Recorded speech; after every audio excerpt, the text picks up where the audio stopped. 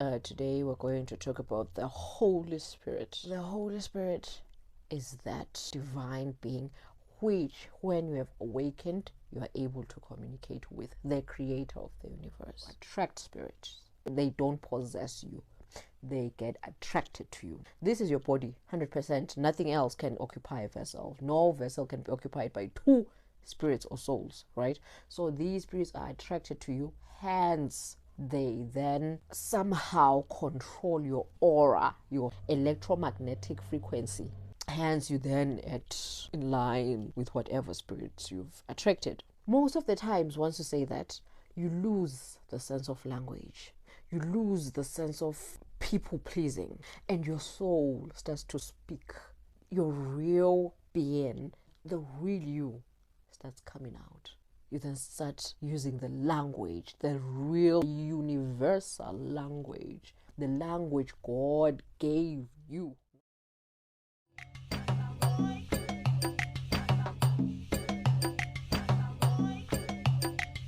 Hey guys, we're back. I trust you guys are good. Welcome back to my channel. To first viewers, I hope you guys enjoy the content. I address issues that people are extremely naive to talk about, but then I address them head on with as much truth as I possibly can give out. If you don't resonate with today's video, it's okay. It means that you've either discovered your own truth or my truth is not your truth. So just enjoy. So today I'm also wearing myself. If you want to buy them or learn how to make them, just follow these handles. And today we're going to talk about the Holy Spirit. The Holy Spirit. So we all know how a religion began, but then for those who do not know, religion was just a belief, somebody's belief. Somebody actually meditated and communicated with their higher selves and actually got in contact with the creator of the universe, because the creator talks to each and every one of us through our minds. Our minds are like the antenna to the universe, to the creator of everything. So every time you get information or have a thought or anything you actually think about, it's not actually your original thoughts, your original thought. We are not programmed to think or programmed to share knowledge. So every time you have a thought, the thought is either from source or from other people around you. Now, getting to the topic. Our minds are like the antenna to God. That's how we receive information. So this person actually received information from God as to how he or she can drive this thing forward. If you can check my one of my videos, I talk about the soul purpose. Purposes are just unique identities identified specifically for you as an individual. It's your own unique journey, it's your own unique path. No two people can walk the same path. They may cross paths, but they're not on the same path. So this person received information regarding their path. So this person was like, oh, which means everybody should be doing this. So this person went out there and was like, this is what God said, and if you do not do this, you are going to hell. That was actually his or her message, and he or she went out there to propel this propaganda, right? I'm calling it propaganda because it's exactly what this person did. Just because he or she was in power and was able to spread his or her message faster, that's what he or she did, right? So this person actually propelled his or her message forward and threatened people to choose his or her belief, or else they are doomed for damnation, right? So that is how religion came about. All of these religions that you see in the world, half of them came through this route. and the other half was due to people. People saw a Messiah walking before them and then idolized that Messiah. For example, most people think that Buddhism is a religion because these people are following Buddha. But Buddhism is not really a religion, it's a practice, because these people are not worshipping Buddha. They are following his teachings, right? That's right now. I'm gonna say something that will be so unpopular, but then it's been sitting on my chest and I'm tired of keeping it on my chest. That's what Christians should have done. They should have followed the teachings of Jesus Christ, not worship him. But then right now they're worshiping him. But then it's not my cup of tea. I was just passing by something that was burning in me. I'm done. So the Holy Spirit is that information you get from God, the creator of all things, the creator of the universe, the creator of anything in the world, from the tiniest of quarks to the largest of organisms. That creator can actually talk directly to you through your mind. That's why the creator gave each and every organism a powerhouse, whereby every activity that takes place in that organism reports to the powerhouse.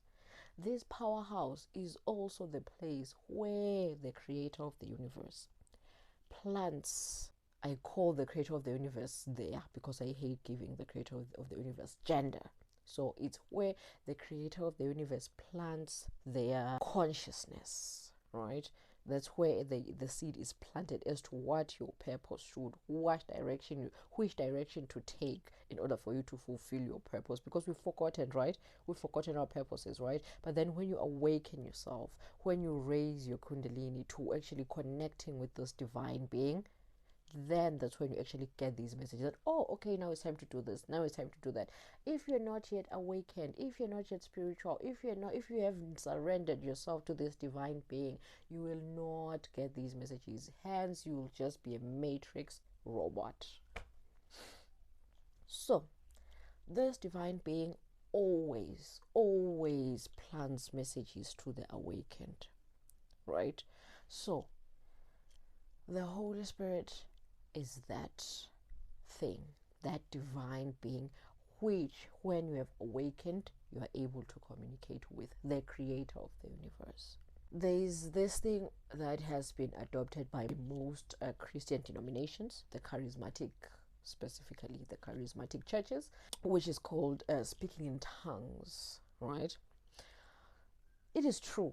You cannot, okay, you can, but if you want to consult with the holy side, or the clean side, or the good side of this divine being, because again, remember when I addressed the issue of God, that God is just this divine being, neutral as ever. If you get awakened and you tap into this neutral being and you are a dark worker, like an evil worker, like you believe in putting others down for your upliftment or for your survival, this divine power will help you regardless, because it's neutral. It depends on who is using it, right? So if you tap into this divine state or divine being with a filthy mind, it will work for your good, it will work in line with your filthiness, right? But if you tap into this divine state with a pure heart, good intentions, happy thoughts, love and light, right, this divine being or divine state will literally give you all these things you want, you wish for, you wish to happen, because you've awakened yourself, you've raised your vibration to this divine state, which most people call God, Source, the creator of the universe, right? So that's why I'm saying be careful of your heart. I'm calling it heart because there's no way to put it so to be perceived by our physical minds. Let's just call it heart. Intentions, I don't know, whatever you call it. Be careful of that. Be careful of what you think. Be careful of your vibrations. Be careful of your wishes. Be careful of what you think, right? Before you tap into this divine state. But what I advise people to do is to tap into this divine state and ask for guidance. Divine state, please, I need my heart to be clean. Divine state, I've done so and so and so such a thing. Help me cleanse my heart. Divine state, I don't like what I'm thinking of right now. Cleanse my mind, right? So if you just use this divine state for the good, then it will work for your good. If you tap into this divine state for your evil deeds, it will work for your evil deeds. So it's just a neutral spirit. Yeah, let's call it spirit, just so that our minds can perceive it better. It's just a neutral spirit which created everything. Hence, it can just do whatever you want, right? When you tap into the holy, into this divine state or divine being, the Holy Spirit, the holy kind, the good kind of spirit, fills your body like some sort of a possession. But then you can never be possessed by a spirit. I address that in one of my videos, that you attract spirits. You don't possess. They don't possess you. They get attracted to you. Right? This is your body, 100%. Nothing else can occupy a vessel. No vessel can be occupied by two spirits or souls, right? So these spirits are attracted to you, hence they then somehow control your aura, your surroundings, the aura, your electromagnetic frequency. That's what they actually interact with. They do not possess your body. They interact with your electromagnetic frequency, which is your aura, right? Hence, you then in line with whatever spirits you've attracted, right? Exactly. So this Holy Spirit then gets attracted to you and it engulfs your aura, right? So that's how you then feel the need to pray. You feel the need to meditate. You get these visions and you see things and you have prophetic visions, whatever happens when you are interacting with the spirit.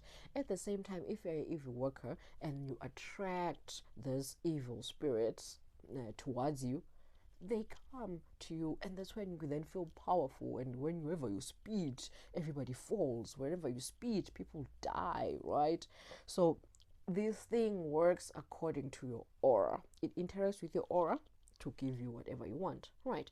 So this thing of speaking in tongues is true. It's a real thing. But here's a catch. Back during the day. Back, when human beings were not conscious yet. There was no language, right? So a human being would just have intentions at heart and be like blah blah blah blah, right? Make an example, just like a baby, right? A baby knows exactly what they're saying, but they can't articulate it because they don't have any form of language, right?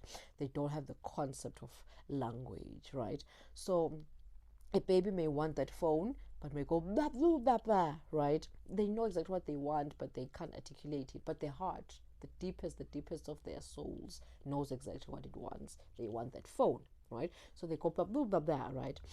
That's that's how human beings were back in the day, before they adopted the concept of language, right? They would be hungry, like right? Right? I'm sorry if I'm saying something. I'm so sorry if I'm saying something weird right now, but then that's how it would happen. So literally, and the creator would bring it close because they truly want this thing, but they don't know how to articulate it, but truly they really want it, right? So God or the creator would reveal this thing. Maybe if they're hungry and they want to hunt, I'm against hunting, by the way. I'm against hurting animals. But then if they wanted to hunt, they were hungry for wild animal meat, then the animals would come to them. They literally come to them and surrender their flesh unto this hungry being, right? It's weird, I know, but then it would happen, truly happen. Sometimes they would have this this intuitive thought that they should use that direction, and then they'd go and find fruits, fruits and vegetables to eat, right? So that's what would happen. Nowadays, most things are at our disposal. Whenever you want something, there is this thing called money now. You just go there and get it using your money. There is this thing called language now. You just say it out loud and you get it. So God is just taking a backseat, really, and it's just watching us flunk and flunk, because right now we feel like we're almighty. But then there is this part whereby you just surrender yourself and go like, I am a nobody. I don't know anything. Because truth be told, we only know of 1% of the universe. That's what we can perceive. So if you just go like, you know what, God or creator or source, I'm just here. I know nothing. I truly want to be a light worker. I truly want my heart to be pure and cleansed. Just take over. Most of the times, once you say that, you lose the sense of language. You lose the sense of people pleasing, right? And your soul starts to speak. The soul, your real being, not this thing, this carnal thing that wants to impress society, but the real you starts coming out. And when it comes out, you then start using the language, the real human language, the real language, the universal language, the God kind of language, the language God gave you, not this thing you've created, not what the ego has created, but what God placed into your deepest of minds, into your deepest of hearts. And you go, right? The person, the being that you were, the primitive person who depended solely on the creator for survival, then comes out. And you say this thing, you're like, what am I saying? What? You don't know, because your mind is filled with material things of this world. You will not understand this language, not anymore. But when you get even deeper into this, into interacting with the Holy Spirit, you then get to understand what you're saying. But you get a glimpse of it. It's not everything, but just get a glimpse of it. And the Holy Spirit just takes over. You feel it swelling around you. And you get deeper into this thing, get deeper. Then you see God. Oh my, that's where I am. I'm not saying I've made it. When it comes to spirituality, I haven't. I'm far from making it. As long as I'm able to perceive these things, as long as I'm still using money to get what I want, as long as I'm still human, then I haven't made it at all. But what I can say is, at least I've taken the first step.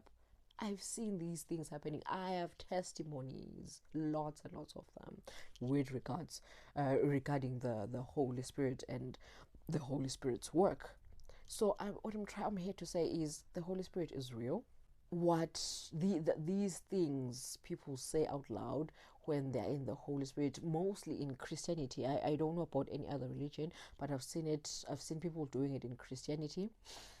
And with regards to that part, they're on the right path, according to me. Again, it's my path. My path resonates with speaking in tongues, because back in the day, Greek language, not back in the day, but recently, just a few thousands of years back, the Greek language was considered to be sacred. Why? Because awakened people knew that the Greek language was taken from the first few utterances of human beings. Human beings used to utter things. They didn't know what they meant, but their hearts knew exactly what they wanted, but they didn't know how to say it out, right? So the Greek was like, one person was like, bugadaga, right? Meaning, I want an apple. I'm making an example. Bugadaga, I want an apple. So this person crammed, because he noticed that he or she, I don't want to generalize, he or she noticed that when I say Bugadaga, nobody will understand. So if I say Bugadaga every time I'm pointing to that apple, they'll know that Bugadaga means apple. So the Greek language was formulated from those few utterances, those first few utterances of human beings. So Bugadaga became an apple in Greek. That's how Greek was formulated. And people, as time went by, people got awakened and more conscious. They understood that the Greek language was sacred because they knew how it came about. Now, people all over the world would formulate their own languages, and most languages have words derived from Greek. Think, fellow person, think. Be wise, be open minded. Most words in the world are derived from the Greek language. When you listen to people speaking in tongues, it's mostly Greek. The Greek was derived from the first few utterances of human beings. I'm not saying people practice speaking in tongues or they study the Greek language to speak in tongues. I'm just saying most of the time when you speak in tongues, it sort of feels Greeky. But then, don't mind me. I'm just here to bring forth that the Holy Spirit is real and it's possible to tap into the Holy Spirit. I won't delve deep into the evil side or the dark side of spirituality because I'm very much against that. I'm here to propel love, light, peace, and harmony, and that is very much against the dark side. So I'm here to say, if you want to tap into the Holy Spirit, open up your mind, be open-minded, be awakened, tap yourself, click yourself with this creator energy. Meditate, pray, do whatever awakens your mind into this universe. Connect yourself with the universe. There is nothing evil out there unless you make it evil. I am the beacon of light, channeling element. Checkmate.